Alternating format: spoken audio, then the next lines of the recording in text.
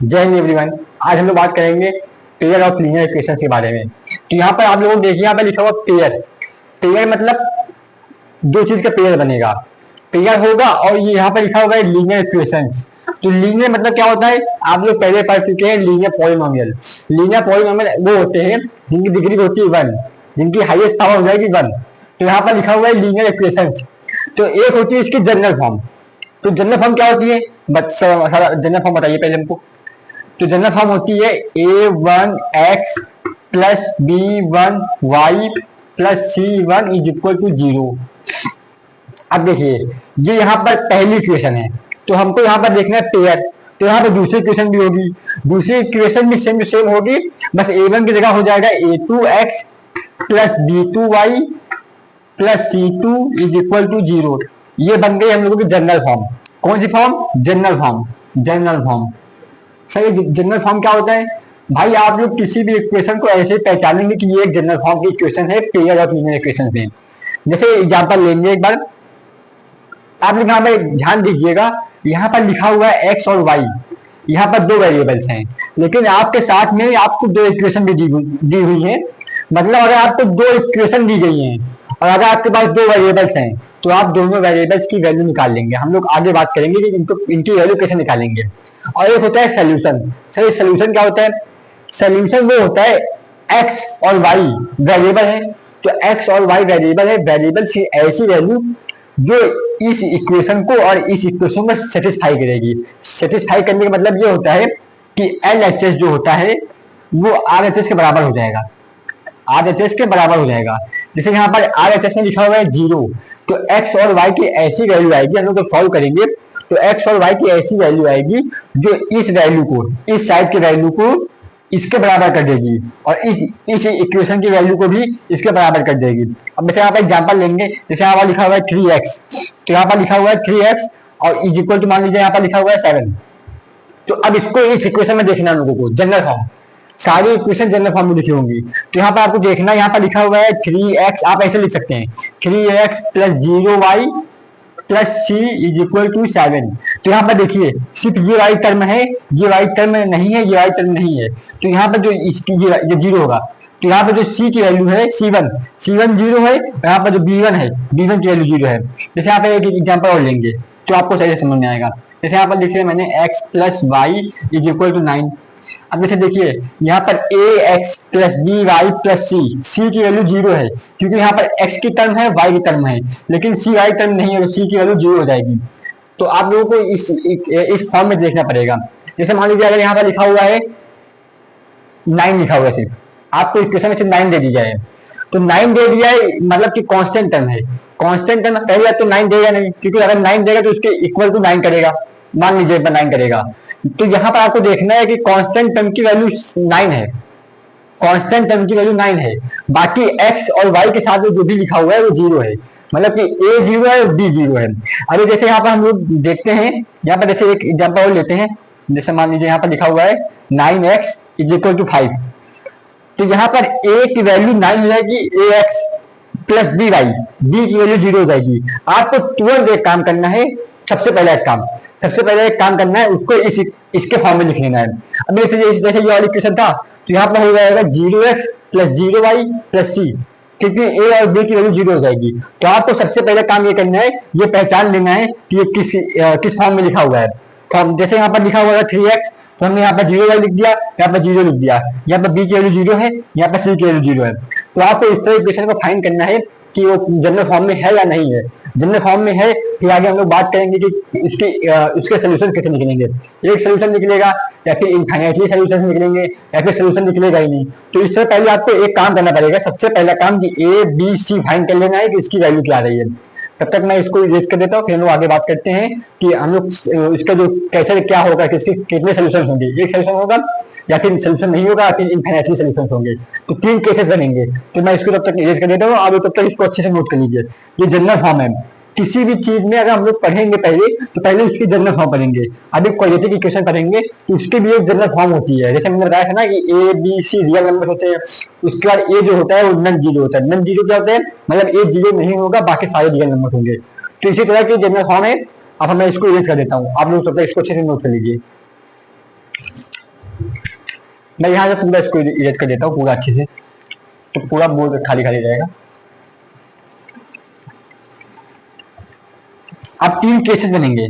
तीन केसेस में क्या होगा, पहला केसेस होगा कि उसके इक्वेशन आएंगे, सॉल्यूशंस आएंगे, या फिर यूनिक आएंगे, या फिर इनफाइनाइटली आएंगे, या फिर आएंगे ही नहीं। तो इस तरह के केसेस के बारे में बात करेंगे। सबसे पहले काम आपको क्या करना है, ए बी सी फाइंड कर लेना, उसके बाद हम लोगों को आगे काम करना है। ठीक है, तब तक आगे हम लोग बात करते हैं अगले नेक्स्ट टॉपिक के बारे में। अब हम लोग ये जानेंगे कि जो सोल्यूशन आएगा वो कितने सोल्यूशन आएगा। क्या एक सोल्यूशन आएगा, क्या सोल्यूशन नहीं आएगा, क्या कई सारे सोल्यूशन आएंगे। सर इनकी कंडीशन क्या है, हमको पता नहीं, इनको कंडीशन बताइए कि कैसे होगा, कि कैसे हम जानेंगे कि इसका एक सोल्यूशन आ रहा है, हमको बताइए अच्छे से।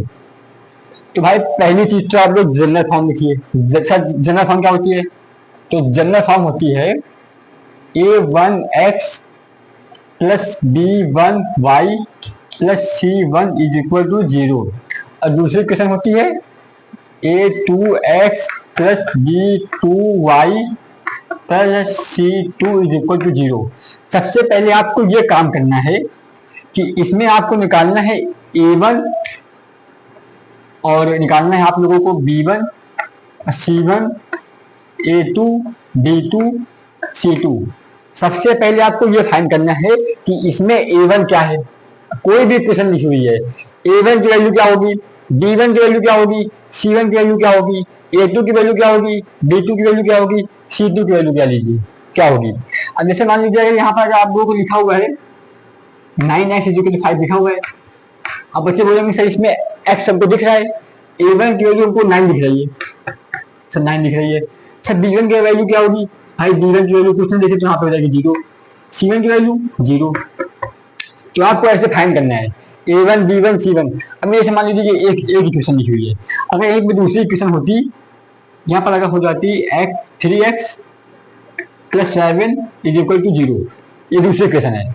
अब बोलेंगे इसमें बताइए हमको क्या क्या है, तो भाई इसमें a2 की वैल्यू, क्योंकि ये a1 वाली हो जाएगी तब, ये a2 की वैल्यू इसमें हो जाएगी 3, और b2 की वैल्यू हो जाएगी यहाँ पर b2y होना चाहिए, b2y होना चाहिए, तो b2 कुछ लिखा ही नहीं है, तो b2 की वैल्यू हो जाएगी 0।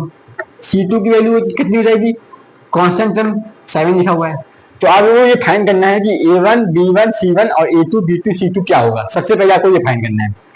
अब हम लोग बात करेंगे कंडीशन कि उसकी कंडीशन ऐसे होती है। पहली कंडीशन होती है अगर a1 upon a2 is not equal to b1 upon b2। सबसे पहले आपको निकालना है a1 क्या है, a2 क्या है, b1 क्या है, b2 क्या है। सबसे पहले कंडीशन ये है एक कंडीशन। अगर ये बराबर नहीं है, अगर a1 by a2 b1 by b2 बराबर नहीं है, तो इसका हो जाता है यूनिक सोल्यूशन।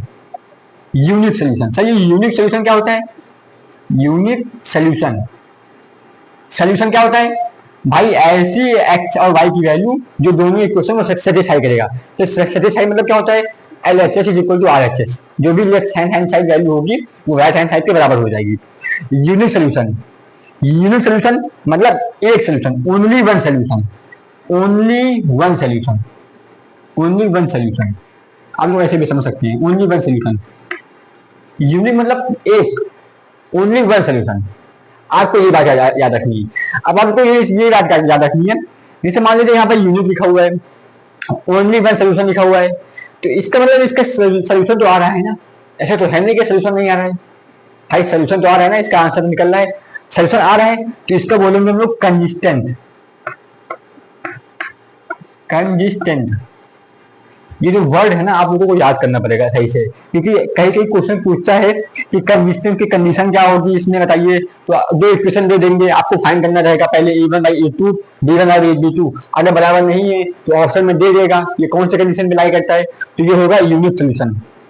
यूनिक सोल्यूशन या फिर आप लोग बोल सकते हैं ओनली वन सोल्यूशन। समझ रहे हो आप लोग।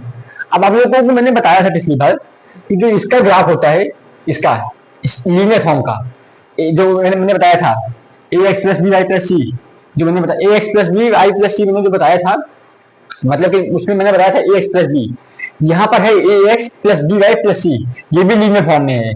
लीनियर फॉर्म में इसलिए यहाँ पर लीनियर फॉर्म में है, और यहाँ पर दो वेरिएबल्स दिए हुए हैं। कौन कौन से वेरिएबल्स, पिछले वाले चैप्टर में जो था वहां पर सिर्फ एक्स था, वहां पर सिर्फ एक्स था, लेकिन यहाँ पर आपके आ गया है एक्स और वाई। तो आप लोग ये बात याद रखिए, अगर जैसे कि आपकी अगर एक इक्वेशन है, अगर आपकी एक इक्वेशन है, जैसे यहाँ पर लिखा हुआ है 3x इज इक्वल टू 9, यहाँ पर एक इक्वेशन है और यहाँ पर वेरिएबल क्या है, एक वेरिएबल है x। तो जितनी वेरिएबल होगा आपको उतनी आपको इक्वेशन की जरूरत पड़ेगी निकालने के लिए। भाई जैसे कि यहाँ पर एक इक्वेशन है तो इसकी एक वेरिएबल है x, तो आप लोग निकाल लेंगे x की वैल्यू 3 आ जाएगी। एक वेरिएबल तो आपको चाहिए एक इक्वेशन। अगर यहीं पर अगर हो जाता है x और y, तो दो वेरिएबल तो हम लोगों को चाहिए दो इक्वेशन। दो इक्वेशन कौन कौन सी, ये वाली। तो ऑलवेज रिमेंबर वन पॉइंट, जितनी आपको चाहिए, जितनी आपके वेरिएबल्स हैं आपको उतनी ही इक्वेशन चाहिए फाइंड करने के लिए। जैसे आपको सोल्यूशन फाइंड करना है, अब जैसे मैंने आपको दे दिया एक्स और वाई दे दिया, लेकिन मैंने इक्वेशन सिर्फ आपको एक ही दी, एक्स और वाई वेरिएबल है, मैंने सिर्फ ये वाली इक्वेशन दी, मैंने ये वाली इक्वेशन दी। तो आप लोग नहीं फाइंड कर पाएंगे। जितनी आपके वेरिएबल्स होंगे उतनी आपको इक्वेशन होनी चाहिए, तभी आप लोग सोल्यूशन निकाल पाएंगे, वरना आप नहीं निकाल पाएंगे। अगर यहीं पर एक्स वाई जेड हो था तो आपको चाहिए होती 3 इक्वेशंस। आप लोगों को 2 इक्वेशन देते तो आप लोग नहीं निकाल पाते, आप लोगों को चाहिए 3 इक्वेशंस। तो ऑलवेज रिमेंबर दिस पॉइंट कि जितनी ही वेरिएबल चाहिए उतनी ही आपको इक्वेशन चाहिए, तभी आप सोल्यूशन फाइंड कर पाएंगे। तो यहाँ पर हम लोगों को मैंने बताया था कि जो इसका ग्राफ होता है वो होता है स्ट्रेट लाइन। क्या होता है, स्ट्रेट लाइन। तो स्ट्रेट लाइन होता है कि यहाँ पर बनेंगे दो ग्राफ बनेंगे। भाई एक इक्वेशन से एक ग्राफ, दूसरी इक्वेशन से दूसरा ग्राफ, दो ग्राफ बनेंगे।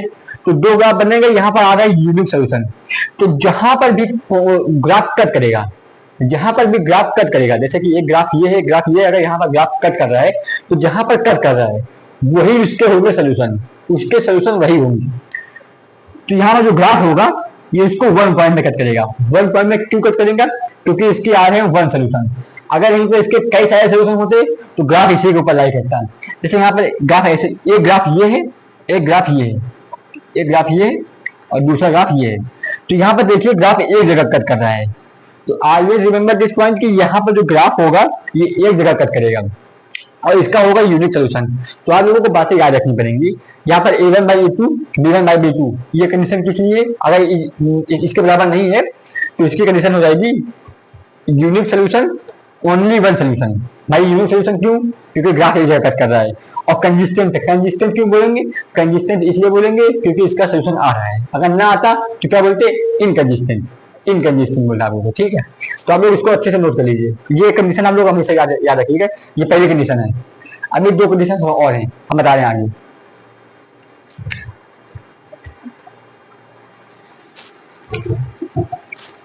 तो चीजें आपको याद रखनी पड़ेंगी भाई। यहाँ पर ऐसे कि यहाँ पर लिखा हुआ है यूनिक सोल्यूशन, तो आप लोगों के दिमाग में ये आप लोग याद रखिएगा। तो यूनिक सोल्यूशन से मतलब क्या होता है, यूनिक सोल्यूशन का मतलब होता है कि इसका एक ही सोल्यूशन आएगा। ये भी मैंने यूज कर दिया, पार्ट करना होगा। अब ऐसे दूसरा कंडीशन आएगी, दूसरी condition a1x plus b1y plus c1 था। अभी जैसे मैंने बताया था a1/a2 is not equal to b1/b2, तो वो होता है यूनिक सोल्यूशन। अब यहीं पर अगर आएगा a1/a2, सबसे पहले आपको क्या करना है, आपको इक्वेशन देखनी है। इक्वेशन देखने के बाद आपको a1a2 b1 b2 c1 c2 निकालना पड़ेगा। और यहाँ पर देखिए लिखा हुआ है b1/b2, यहाँ पर यूज होगा c1/c2 का, c1/c2 का। पिछले वाले में यूज नहीं हुआ था, पिछले वाले में आपको नहीं निकालना था। यहाँ पर यूज होगा अगर ये दोनों बराबर हैं, अगर a1/a2 b1/b2 c1/c2, अगर ये तीनों बराबर हो गए इसे इक्वल टू, तो यहाँ पर हो जाएगा कोइंसिडेंट। कोइंसिडेंट, सर ये कोइंसिडेंट क्या होता है, सर मैं पहली बार इसका नाम सुना हूँ कोइंसिडेंट। ये इस बात को याद रखना कभी तो, अगर यहाँ पर ये आ गया ये कंडीशन, तो यहाँ पर हो जाएगा कोइंसिडेंट। कोइंसिडेंट, अब कोइंसिडेंट हो रहा है तो इसका मतलब आपका सोल्यूशन आ रहा है, सोल्यूशन आ रहा है ना। तो सोल्यूशन आ रहा है तो इसको बोलेंगे कंसिस्टेंट। कंसिस्टेंट भाई पहले कंडीशन में जो हम लोगों ने ग्राफ बनाया था वो उसका एक जगह कट कर रहा था क्योंकि उसका 1 सोल्यूशन था। इसके इनफाइनाइटली मैनी सोल्यूशन होंगे भाई। क्यों, क्योंकि जो इसका ग्राफ है, जैसे मान लीजिए ये एक इक्वेशन का मैंने ग्राफ बनाया, पहली इक्वेशन का, लेकिन जो दूसरे क्वेश्चन का ग्राफ है वो भी इसी में बनेगा, मतलब इसी में पहले क्वेश्चन का ग्राफ बनेगा, इसी में दूसरे क्वेश्चन का ग्राफ बनेगा। तो आप लोग देखिए दोनों ग्राफ एक दूसरे के ऊपर चढ़ गए, एक दूसरे के ऊपर चढ़े हुए हैं। तो भाई ये दोनों ग्राफ दोनों एक दूसरे के ऊपर चढ़े हुए हैं, तो मतलब दोनों दोनों लाई कर रहे हैं, ऐसे ऐसे लाई कर रहे हैं, दोनों इक्वेशन ऐसे ऐसे पूरी लाई कर रहे हैं, ऐसे इक्वेशन लाई कर रही हैं। जो इसका मतलब इसके हो जाएंगे इनफाइनाइटली मेनी सॉल्यूशंस। जैसे मान लीजिए अगर ग्राफ है, अब जैसे मैंने मान लीजिए ये इक्वेशन है, दूसरी इक्वेशन भी ऐसे ही है। तो देखिए यहाँ पर इसका सोल्यूशन क्या क्या हो जाएगा, यहाँ पर हर जगह इसका सोल्यूशन हो जाएगा, हर जगह इसके सोल्यूशन हर जगह हो जाएगा, इनफाइनाइटली मेनी सॉल्यूशंस। भाई 1 2 3 4 आप गिनती नहीं गिन सकते, यहाँ तक जाइए, यहाँ तक कई सारे इसके सोल्यूशन होंगे। तो आपको ये बात याद रखनी है कि इसके सोल्यूशन जो होते हैं इनफाइनाइटली सोल्यूशन होते हैं, infinitely many solutions, many solutions. इसकी कंडीशन क्या है सर, इसकी कंडीशन है a1/a2 b1/b2 c1/c2 दोनों अगर तीनों बराबर हो गए तो पहले तो हो जाएगा कोइंसिडेंट। कोइंसिडेंट का मतलब ग्राफ एक दूसरे को चढ़े हुए हैं, तो कंसिस्टेंट हो जाएगा पहले या तो, क्योंकि इसका ग्राफ का सोल्यूशन आ रहा है, तो कंसिस्टेंट और ग्राफ चढ़ गए और इसका सोल्यूशन हो जाएगा इनफाइनाइटली मैनी सॉल्यूशंस। ठीक है, अब यहाँ पर एक बात और याद रखिएगा, देखिए यहाँ पर एक ग्राफ दूसरे ग्राफ के ऊपर है, एक ग्राफ दूसरे ग्राफ के ऊपर है, तो उसके ऊपर डिपेंड कर रहा है, तो इसको हम लोग ये भी बोल सकते हैं डिपेंडेंट। डिपेंडेंट ये भी कहीं कहीं यूज होता है, थोड़ा फैंसी वर्ड है। फैंसी वर्ड क्या है मतलब, जैसे मतलब आप लोग मतलब कि कंसिस्टेंट लिखा हुआ है, अगर कंसिस्टेंट अगर मान लीजिए अगर क्वेश्चन को फ्रेम कर रहा है उसमें लिख दिया डिपेंडेंट, तो भाई ये जो फैंसी वर्ड है जिसको ये नहीं आता है उसका काम निपट गया। तो डिपेंडेंट का मतलब क्या होगा, डिपेंडेंट का मतलब वही वाली कंडीशन है जो ये कंसिस्टेंट वाली कंडीशन है, ये वाली कंडीशन कोइंसिडेंट वाली कंडीशन है, मतलब दोनों कंडीशन सेम है। लेकिन अगर जैसे मान लीजिए कि अगर किसी ने ये लिखा तो बच्चा जान जाएगा, लेकिन अगर किसी ने ये लिखा तो जिसको ये पता होगा ये वाली बात कि इसको बोलेंगे डिपेंडेंट, तो वो वाला ये वाला क्वेश्चन कर लेगा। कैसे कर लेगा, क्योंकि वो जानता है ना कि जो डिपेंडेंट वाला फॉर्म है वही ये कोइंसिडेंट वाला फॉर्म है, ये वाली इक्वेशन लग जाएगी, ये फॉर्म हो जाएगी, ये कंडीशन हो जाएगी। जिसको पता है वो तो कर लेगा, जिसको नहीं पता वो निपट जाएगा। तो जो दूसरी कंडीशन हो गई है। अब हम लोग बात करेंगे तीसरी कंडीशन के बारे में।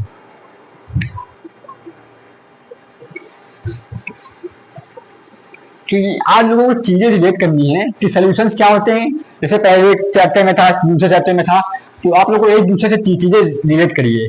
जैसे कोइंसिडेंट है, अब कोइंसिडेंट आपको ये याद रखना पड़ेगा कि इसको हम लोग बोल सकते हैं डिपेंड कर रहा है।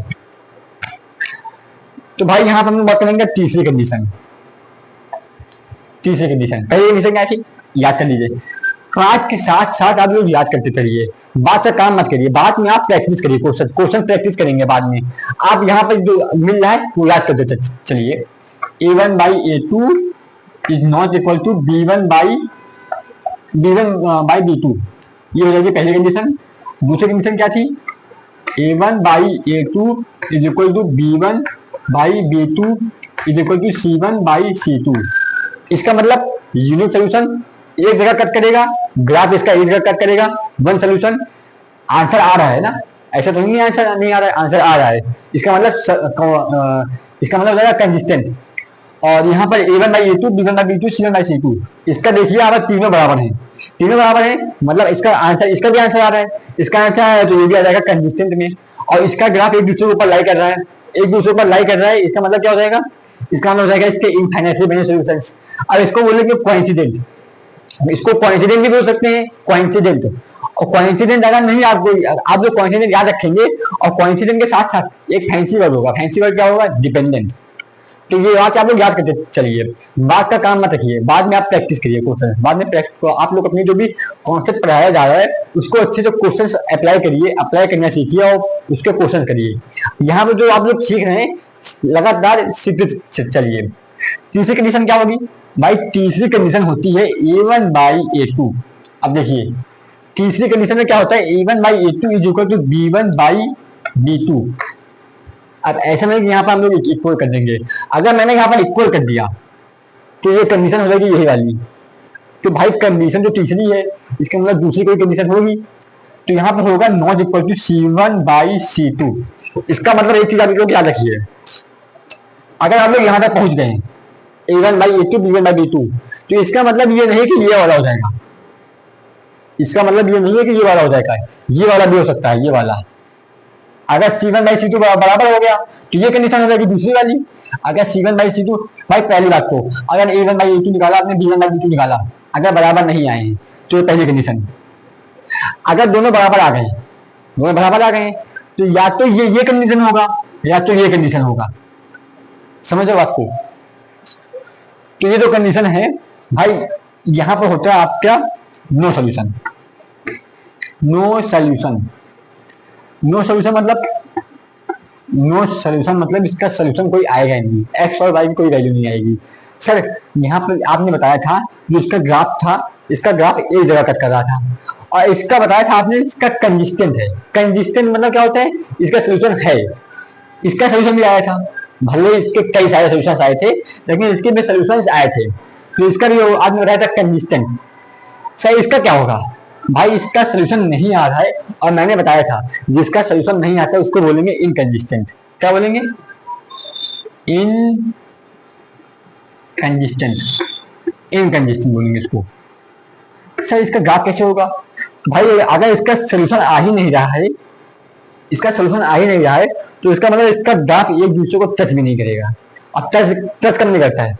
जब आप लोग कभी पढ़े होंगे, अगर जो पैरेलल लाइंस होती हैं, parallel lines, sir parallel lines क्या होती है, भाई यहाँ पर जैसे यहाँ पे एक इक्वेशन है, पहली इक्वेशन का ग्राफ ये बन गया, पहली इक्वेशन का ग्राफ ये बन गया, दूसरी इक्वेशन का ग्राफ ये बन गया, ये दूसरी इक्वेशन का ग्राफ है। अब देखिए पैरेलल लाइंस है, पैरेलल लाइंस का मतलब जैसे क्या, जैसे कि जो लाइंस जा रही हैं ये सीधी लाइन ऐसे ही चली जाएंगी, ये कहीं पर भी एक दूसरे को कट नहीं करेंगी, ऐसे ऐसे नहीं जाएगी, ये सीधा ऐसे चली जाएंगी, ऐसे ऐसे ऐसे ऐसे सीधा जाएंगी। ये एक दूसरे को कभी भी मीट नहीं करेंगी। मीट मतलब क्या होता है, एक दूसरे से कभी नहीं मिलेंगी, न मीट करेंगी न कट करेंगी, इनको बोलेंगे पैरेलल लाइंस, पैरेलल लाइंस। और देखिए जब यहाँ पर एक दूसरे को मीट नहीं कर रही है, न एक दूसरे को टच कर रही है, तो इसके सोल्यूशन क्या आ रहा है, नो सोल्यूशन। नो सोल्यूशन मतलब इनकंसिस्टेंट। तो आपको ये बात याद रखनी है, ये तीन कंडीशन थी। तीन कंडीशन क्या क्या थी, A1/A2 B1/B2 बराबर नहीं है, अगर बराबर नहीं है तो इसका मतलब इसका एक यूनिक सोल्यूशन होगा। यूनिक सोल्यूशन, यूनिक सोल्यूशन मतलब एक सोल्यूशन, एक सोल्यूशन का मतलब क्या होगा, ग्राफ इसको एक जगह कट कर रहा है। क्या सर यही है क्या, भाई इसका सोल्यूशन आ रहा है ना, तो मतलब कंसिस्टेंट, इसका सोल्यूशन आ रहा है कंसिस्टेंट, इसका आ रहा है कंसिस्टेंट, इसका नहीं आ रहा है तो इनकंसिस्टेंट, और इसका आ रहा है नो सोल्यूशन, इसका आ रहा है इनकंसिस्टेंट। पैरेलल लाइंस, इसकी लाइंस एक दूसरे को लाई कर रही है, मतलब इनफाइनाइटली मेनी सॉल्यूशंस, और सॉल्यूशन आ रहा है कंसिस्टेंट, और इसके कई सारे सॉल्यूशंस होंगे, इनफाइनाइटली मेनी सॉल्यूशन होंगे। और इसको ऐसे भी बोलेंगे कोइंसिडेंट, इसको ऐसे भी बोलेंगे फैंसी वर्ड डिपेंडेंट। तो आप लोगों को तीन कंडीशन मैंने बता दी है कि इसकी कंडीशंस क्या होती है। अब हम लोग जानेंगे how to find solutions, solutions कैसे निकालेंगे, कैसे पता चलेगा इसके आंसर क्या क्या है, तो इसके मैथ्स बताएंगे हम लोग आगे।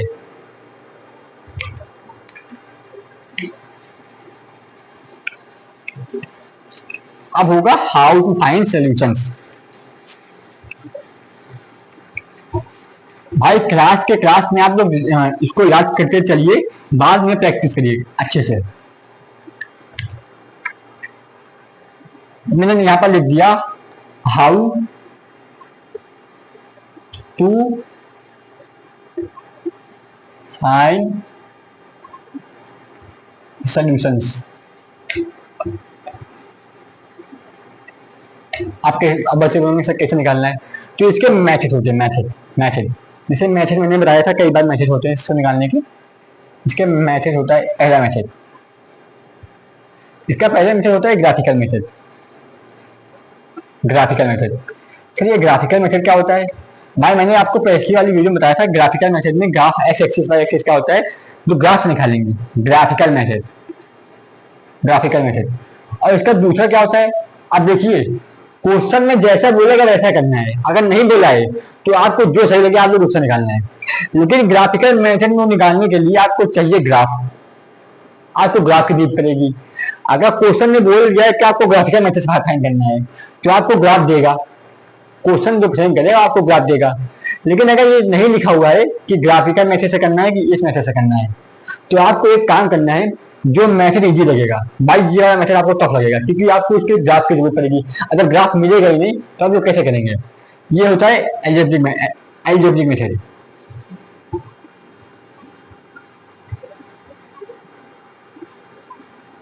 एल्जेब्रिक मेथड,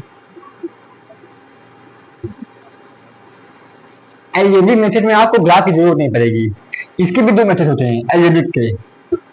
अब इसके दो मेथड जो होंगे, आप लोग चाहे इससे करिए और चाहे इससे करिए, वो आपकी माया है, आपकी श्रद्धा है, आप किससे भी कर सकते हैं। एल्जेब्रिक मेथड में क्या होता है, ये होता है elimination method, elimination method, elimination method, elimination method, और ये होता है सब्स्टिट्यूशन मेथड,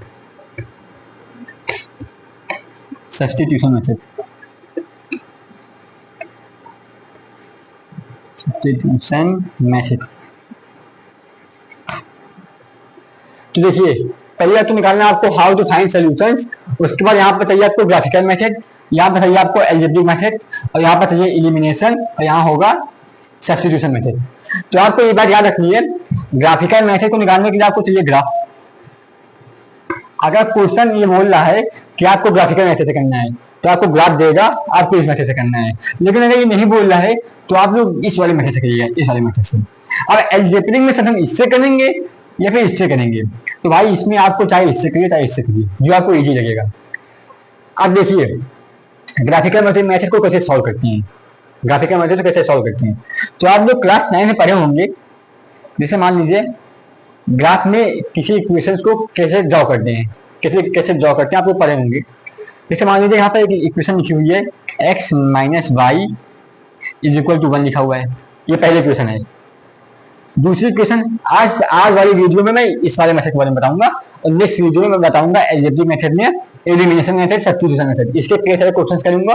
तो आप लोग ये जो इसका होगा ये मेथड आप लोग नेक्स्ट वीडियो में समझ जाएंगे।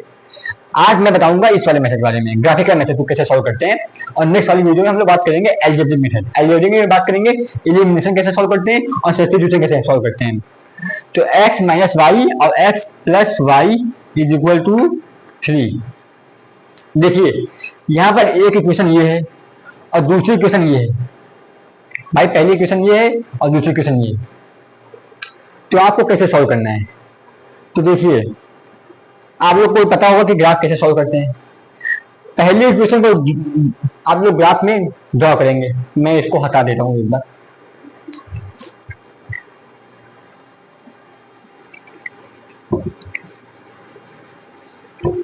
जो मैंने आप लोगों को केसेस बताए थे, first case, second case, third case, तो आप लोग उसको अच्छे से पढ़िएगा। उसके कई सारे क्वेश्चंस होते हैं, तो उनको सॉल्व करिएगा। उसमें पूछता है कि यहाँ पर इसका यूनिक सोल्यूशन आ रहा है, इसके कैसे सोल्यूशन आ रहे हैं, आप लोग उसको देखिएगा। a1/a2 b1/b2 बराबर है या नहीं बराबर है तो c1/c2 बराबर है कि नहीं बराबर है। तो आप लोगों को देखना है कि इसके सोल्यूशन क्या आ रहे हैं, कंसिस्टेंट है या फिर इनकंसिस्टेंट है। आप लोगों को फाइंड करने के क्वेश्चन हैं, तो आप लोग उसको सॉल्व करिएगा। अब देखिए यहाँ पर हम लोग बात करेंगे ग्राफिकल मेथड। तो ग्राफिकल मेथड में बात कर रहे हैं, तो पहली क्वेश्चन क्या हुई है, पहली क्वेश्चन में से यहाँ पर लिखी हुई है x minus Y is equal to 1, x plus Y is equal to 3। तो आपको कैसे सॉल्व करना है, आपको सॉल्व करने का एक तरीका होता है, आप लोग पहले ग्राफ बनाएंगे, ये डिब्बा बनाएंगे, डिब्बा। मिनिमम आपको 2 पॉइंट चाहिए किसी भी ग्राफ को ड्रॉ करने के लिए। मिनिमम कितने पॉइंट, 2 पॉइंट। जैसे मान लीजिए यहाँ पर x लिखा हुआ है, यहाँ पर y लिखा हुआ है, मिनिमम आपको 2 पॉइंट चाहिए, एक पॉइंट ये, एक पॉइंट ये। आप लोग 3 भी निकाल सकते हैं, 4 भी निकाल सकते हैं, 10 भी निकाल सकते हैं, लेकिन आप लोगों को टाइम ज्यादा लगेगा उसमें निकालने में। तो मिनिमम आपको कितने चाहिए, 2 पॉइंट। अब हम आपको ये बताएंगे कि 2 पॉइंट कौन कौन से होंगे, इसको जल्दी जल्दी कैसे निकालेंगे। और दूसरी क्वेश्चन क्या है, एक्स वाई, दूसरी इक्वेशन का भी ग्राफ ड्रॉ करना है, और वो ग्राफ जहां पर भी कट करेगा उसका वही सोल्यूशन हो जाएगा। समझ रहे हो। पहले तो आप लोग ये बात करें, आप लोग ये ध्यान दीजिए, यहाँ पर a1 b1 c1 क्या क्या लिखा हुआ है। जैसे यहाँ पर लिखा हुआ है a1 की वैल्यू 1, b1 की वैल्यू क्या लिखी हुई है, b1 की वैल्यू क्या लिखी हुई है, यहाँ पर 1 लिखा हुआ है -1। +1 नहीं, -1, क्योंकि जो इक्वेशन में था, इक्वेशन में प्लस था, लेकिन अगर यहाँ पर अगर -1 लिखेंगे तो हो जाएगा -1। तो आपको ये बात याद रखनी है। B1 की वैल्यू -1। अब C1 आपको यहाँ पर देखना है कि ये यहाँ पर है, लेकिन जो मैंने एक आपको इक्वेशन बताई थी, यहाँ पर था 0, यहाँ 0 कैसे आएगा? आप लोग जो ये 1 है इसको ये भेज दीजिए यहाँ पर, या आप यहाँ भेजेंगे, यहाँ प्लस है, यहाँ जाएंगे तो हो जाएगा -1। C1 की वैल्यू -1, और यहाँ A2 की वैल्यू 1 और B2 की वैल्यू 1 क्यों? यहाँ पर प्लस लिखा हुआ है, यहाँ मल्टीप्लाई बाय 1 करेंगे तो वहां पर 1 हो जाएगा। C2 की वैल्यू भाई यहाँ पर 0 होगा, 0 होगा, इसको यहाँ भेज दीजिए, यहाँ भेजेंगे हो जाएगा -3। अब देखिए A1 by A2, B1 by B2, इसकी वैल्यू आ रही है 1, इसकी वैल्यू आ रही है -1। ये दोनों बराबर नहीं है, दोनों बराबर नहीं है, इसका मतलब क्या है? ग्राफ एक जगह कट करेगा, एक जगह, और एक जगह कट करेगा मतलब इसका एक सोल्यूशन है। आपको ऐसे फाइंड करना है सोल्यूशन को, कि कैसे फाइंड करेंगे। ऐसे टाइप के क्वेश्चन आपके एनसीईआरटी में हैं, आप लोग सॉल्व करिएगा कि कंसिस्टेंट है या फिर नहीं है, उसके सोल्यूशंस क्या होंगे, आप लोगों को ये फाइंड करना होगा। अब देखिए इसको सॉल्व कैसे करेंगे, इस इक्वेशन को ग्राफिकल मेथड से। तो आपको 2 पॉइंट चाहिए, तो आपको एक काम करना है, एक बार आप x को 0 कर दीजिए, एक बार आप y को 0 कर दीजिए। एक बार x को 0 करना है, एक बार y को 0 करना है। एक बार x को 0 करेंगे, एक बार y को 0 करेंगे। अब ऐसा नहीं है कि आप लोग ऐसे करेंगे, ऐसे x को भी 0 कर दिया, y को भी 0 कर दिया। भाई ये इक्वेशन सेटिस्फाई तो करनी चाहिए। अगर आपने x की वैल्यू 0 रख दी और y की वैल्यू 0 रख दी, तो इसका यहाँ पर वैल्यू पूरा 0 आ रहा है, और 0 इक्वल टू 1 लिखेंगे आप लोग, भाई ये बराबर ही नहीं है। तो आप लोगों को देखना है, ध्यान देना है, सिंपल सा काम है। आप लोग एक काम करेंगे, एक बार x की वैल्यू 0 रख देंगे और एक बार y की वैल्यू 0 रख देंगे। अब देखिए अगर आप x की वैल्यू 0 रखते हैं तो y की वैल्यू क्या, आप लोग x की वैल्यू 0 रखते हैं तो y की वैल्यू क्या होगी? भाई मैंने x की वैल्यू 0 रखा, x की वैल्यू 0 रखा, 0, y की वैल्यू क्या होगी? 0 minus y is equal to 1, तो y की वैल्यू आ जाएगी -1, आ जाएगी, तो y की वैल्यू आ जाएगी -1। देखिए ये y चला जाएगा यहाँ पर, ये आ जाएगा यहाँ पर, तो y की वैल्यू हो जाएगी -1। अगर आपने y की वैल्यू रखा 0, मैंने रखा y की वैल्यू 0, इसकी वैल्यू रखा 0, तो x minus 0 is equal to 1, तो x की वैल्यू आ गई 1। ऐसे आपको सॉल्व करना है, एक बार x को 0 कर दीजिए, एक बार y को 0 कर दीजिए, क्योंकि आप लोग सोचेंगे ना ऐसे कि x की वैल्यू मैंने 1 रखी, तो सॉल्व करेंगे तो टाइम लगेगा। आप लोगों को जल्दी जल्दी करना है क्वेश्चन को, यहाँ पर x की वैल्यू 0 रखेंगे। देखिए ये इसका मतलब ये नहीं कि आप लोग इस वाली इक्वेशन में रखेंगे, ये दूसरी इक्वेशन है तो आप लोग यहाँ रखेंगे, x की वैल्यू 0 रखेंगे, तो 0 रखा आपने यहाँ पे, 0 plus y is equal to 3, तो y की वैल्यू आ जाएगी 3। अगर आपने y 0 रखा तो x plus 0 is equal to 3, x की वैल्यू भी 3 आ गई। आपको ग्राफ ड्रॉ करना आता होगा, कैसे ड्रॉ करते हुए बता दीजिए। देखिए यहाँ पे सही से देखिएगा, यहाँ पर ग्राफ है नहीं है, लेकिन पता नहीं कैसे इसका आंसर आएगा, देखते हैं एक बार। भाई आप लोग रैंडम मत कीजिएगा, बिना ग्राफ के ये सोल्यूशन नहीं आता है। इसको मैं यूज कर देता हूँ, ऊपर लिख देता हूँ।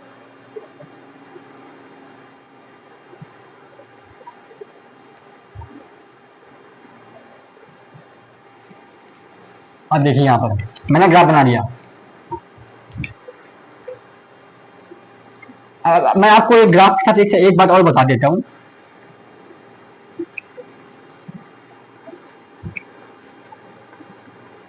अगर जैसे आपको लिखा हुआ है x इज इक्वल टू 3, अगर सिर्फ यही लिखा हुआ है, यही x इज इक्वल टू 3 लिखा हुआ है, अब इसको अगर कोई बोलेगा इसको ड्रॉ करो ग्राफ में, तो x इज इक्वल टू 3 मतलब x यहाँ पर 3 आ रहा है, यहाँ पे कहीं 3 आएगा।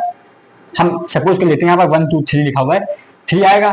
अगर x इज इक्वल टू 3 है तो ये लाइन ऐसे ड्रॉ होगी, ऐसे ऐसे।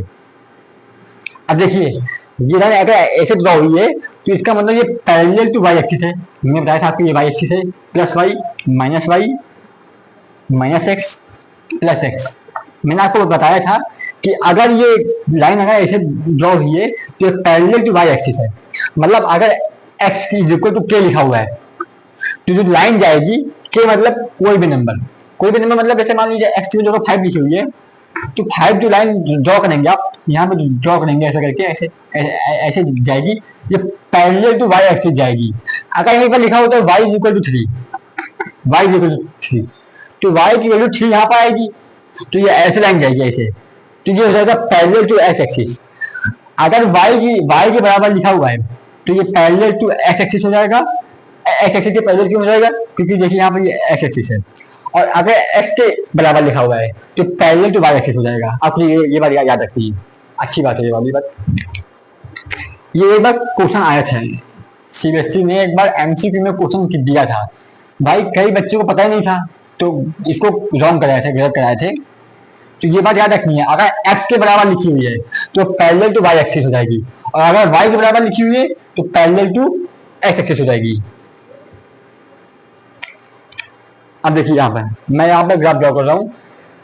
यहाँ पर देखिए ये ऑरिजिन है 0,0, यहाँ पर लिखा हुआ है ये 1 2 3 4। ये मैं एकदम ग्राफ ड्रॉ कर रहा हूँ क्योंकि यहाँ पर मेरे पास ग्राफ नहीं है। यहाँ पर 3 4 आपको ऐसे ड्रॉ करना है, ग्राफ में बना रहता है, आप लोगों को सिर्फ पॉइंट करना रहता है, -1 -2 -3 -1 -2 -3। अब देखिए हमने ग्राफ ड्रॉ कर लिया।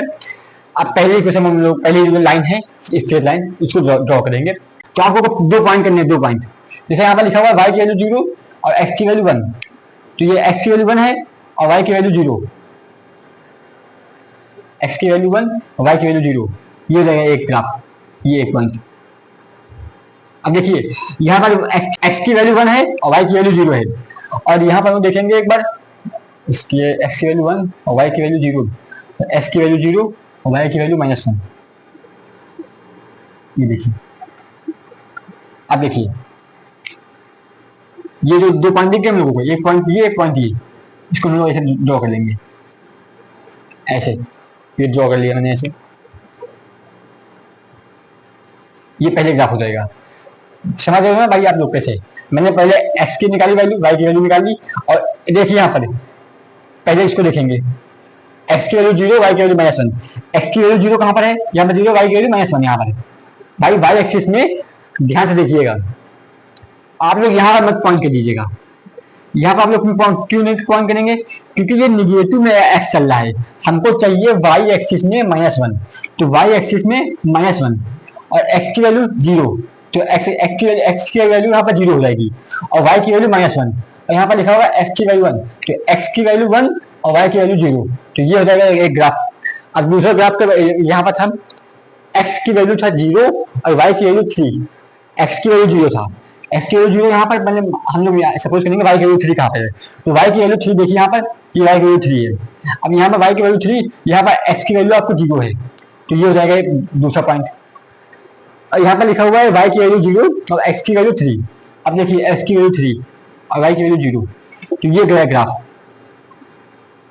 ये देखिए ये गया ग्राफ, ये इसका आएगा सोल्यूशन, ये इसका आएगा सोल्यूशन। ये जहां पे भी कट कर रहा है इसको आप लोगों को देखना है कि इसका कोऑर्डिनेट क्या क्या होगा, कोऑर्डिनेट क्या क्या होगा।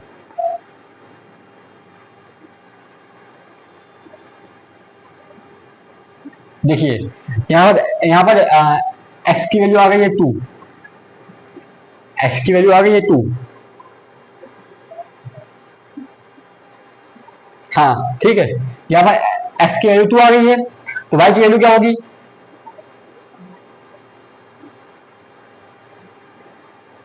तो y की वैल्यू हो जाएगी 1। आप लोग ग्राफ से करेंगे ना तो आप लोगों को सही से समझ में आ जाएगा। भाई यहाँ पर आपको देखना है, जैसे मान लीजिए यहाँ पर ये ग्राफ ऐसे ऐसे गया था, ऐसे ऐसे गया था, तो यहाँ पर आपको देखना है कि इसके ग्राफ क्या, इसके पॉइंट क्या आएगा। तो यहाँ पर देखना है एक्स एक्सिस को कहाँ कट करा था, 2 पर, इसका एक्स कोऑर्डिनेट हो जाएगा 2 और वाई कोऑर्डिनेट हो जाएगा 1। अगर आप लोग ग्राफ से करेंगे ना जो सही से आंसर आ जाएगा। ऐसे था, ऐसे यहाँ पर ये थोड़ा सा ऊपर आ गया था क्योंकि उन्होंने ग्राफ से नहीं किया था, ऐसे आ गया था। तो आपको देखना है, तो ये ऐसे आपको सॉल्व करना है। पहले क्या करना है, एक्स एक्सिस को ड्रॉ करेंगे, वाई एक्सिस को ड्रॉ करेंगे, और ये पहली इक्वेशन को ड्रॉ कर देंगे। पहली इक्वेशन को ड्रॉ करेंगे तो ये ऐसे आया था, और दूसरी इक्वेशन को ड्रॉ करेंगे तो ऐसे आया था। आप लोग ये बात याद रखिएगा। अगर यहाँ पर जैसे आपने यहाँ पर ये ग्राफ ड्रॉ किया है तो आप उसकी इक्वेशन लिख दीजिएगा, इस ग्राफ के ऊपर आप लोग उसकी इक्वेशन लिख दीजिएगा। अगर आप लोग उसकी इक्वेशन लिख देंगे ना, क्योंकि जानने में आसानी रहती है कि ये ग्राफ कौन सी इक्वेशन का है। अभी जैसे मान लीजिए यहाँ पर अगर कोई ग्राफ है तो अगर आप लोग यहाँ पर लिख देंगे एक्स प्लस वाई, इस ग्राफ के ऊपर लिख देंगे, इस लाइन के ऊपर X plus Y is equal to 3। तो ये जानने में आसानी होती है कि ये जो लाइन ये बनी हुई है ये इस इक्वेशन की बनी हुई है। तो आप लोग ये बात याद रखिएगा। जैसे मान लीजिए ये ग्राफ ड्रॉ किया आपने, ये ग्राफ, तो अब आप लोग उसकी इक्वेशन लिख दीजिएगा कि दूसरी इक्वेशन थी या पहली इक्वेशन। तो ये आप ऐसे सॉल्व करते हैं ग्राफिकल मेथड को। एक बार देख लेते हैं इसका सोल्यूशन सही आया है कि नहीं आया है। हाँ, इसका सोल्यूशन सही आया है। तो आपको ये बात याद रखनी है, मैंने ऐसे कर दिया, मैंने इसको अलजेब्रिक मेथड से किया था, जो मैंने सोचा था अभी तो अलजेब्रिक मेथड से किया था। तो जब आप लोग करने लगेंगे ना धीरे धीरे क्वेश्चन को, अभी ये जो ग्राफिकल मेथड है ना, ये आपको ग्राफ की जरूरत पड़ेगी। बिना ग्राफ के आप करेंगे ना थोड़े गलत होने के चांसेस होते हैं। अभी जैसे मान लीजिए मैंने ग्राफ ड्रॉ किया था, तो जो इसका वन आया था ये यहाँ पे आया था, ये वन मैंने यहाँ पे ड्रॉ किया था, इसका लगभग 1.2 बोलेंगे आप, कोई बच्चे 1.5 बोलेंगे। तो ऐसा गलत होने के चांसेस होते हैं। तो आप लोग ग्राफ से करिएगा। मैंने बताया था आपको ग्राफ कैसे ड्रॉ करते हैं और उसके सोल्यूशन कैसे निकालते हैं। पहले आपको ये निकाल लेना है कि एक्स एक्सिस है या मतलब कि जो इसका कंसिस्टेंट है या नहीं है, सोल्यूशन आ रहा है नहीं आ रहा है, आ रहा है तो कैसे फाइंड करना है। तो आपको पहले ग्राफ ड्रॉ करने हैं दोनों के, और ग्राफ ड्रॉ करने के बाद आपको देखना है कि इसका सही आ रहा है आंसर कि नहीं आ रहा है। ग्राफ से करेंगे ना आपके तो सही आंसर आएगा, ऐसे तो गलत गलत भी आ सकता है। अभी मैंने किया था तो इसका सही आ गया था भाई। यहाँ पर जो एक्स की वैल्यू आई थी वो 2 आ गई थी और वाई की वैल्यू 1 आ गई थी। लेकिन अगर आप लोग अगर ऐसे करते ना, बिना मतलब कि अगर ऐसे करने में प्रॉब्लम होती है, ग्राफ से करते ना तो एकदम सही सही आता। तो ये मैंने बताया था ग्राफिकल मेथड। अब हम लोग नेक्स्ट वीडियो में बताएंगे आपको अलजेब्रिक मेथड। अलजेब्रिक में कौन सा मेथड होता है? एक होता है सब्स्टिट्यूशन, एक होता है एलिमिनेशन। एलिमिनेट करते हैं, एक होता है सब्स्टिट्यूट करते हैं। तो आपको हम लोग नेक्स्ट वीडियो में बात करेंगे। तब तक आज मैंने जो बताया था कंडीशन a1/a2 b1/b2 बराबर नहीं होंगे तो हो जाएगा सोल्यूशन, वन सोल्यूशन। तो इसके क्वेश्चन करिएगा, तीनों कंडीशन के क्वेश्चन करिएगा। और दूसरी बात, ग्राफिकल मेथड को आप लोग ग्राफ से करिएगा। अगर ये मेंशन नहीं किया हुआ है कि ग्राफिकल मेथड से करना है तो आप लोग अलजेब्रिक से कीजिएगा। अलजेब्रिक से सही आंसर आएगा और ग्राफिकल से बिना ग्राफ के सही नहीं आएगा। आ भी सकता है, गलत आ सकता है, इसलिए क्यों रिस्क लेना, ग्राफ से करेंगे क्वेश्चन को। तो आप लोगों को आज की वीडियो में इतना ही मिलेगा। मिलते हैं हम लोग नेक्स्ट वीडियो में अलजेब्रिक मेथड्स के बारे में अच्छे से जानेंगे। इसको क्वेश्चन करिए, सॉल्व करिए, अब प्रैक्टिस करते रहिए। प्रैक्टिस करेंगे तो आपके क्वेश्चन जल्दी जल्दी सॉल्व होंगे। तो आज के लिए इतना ही। Thank you.